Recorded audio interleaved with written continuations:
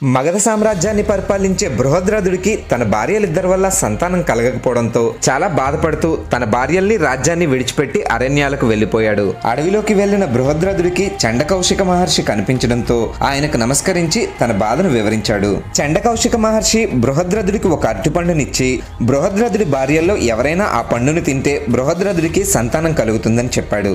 బృహద్రథుడి ఇద్దరు భార్యల్లో ఏ ఒక్కరికి ఆ పండునిచ్చినా మరొకరు బాధపడతారని బృహద్రథుడు ఆ అరటి పండును 2 భాగాలుగా చేసి తన భార్యలిద్దరికి ఇచ్చాడు. సగభాగాన్ని స్వీకరించిన బృహద్రథుడి భార్యలిద్దరికి సగం శరీర భాగాలతో ఉన్న 2 శిశువులు జన్మించడంతో బృహద్రథుడు ఆ సగం శరీర భాగాల్ని తన రాజ్యానికి అవతల ఉన్న అడవిలో విడిచిపెట్టమని తన సైనికుల్ని ఆదేశించాడు. అడవిలో విడిచిపెట్టిన శరీర భాగాలు జర అనే రాక్షసికి దొరకడంతో 2గా ఉన్న ఆ శరీర భాగాల్ని జర ఒక్కటిగా చేసి ప్రాణం పోసి ఆ శిశువుని బృహద్రథుడికి అప్పగించడంతో బృహద్రథుడు ఆ శిశువుకి జరాసంధ అని నామకరణం చేశాడు.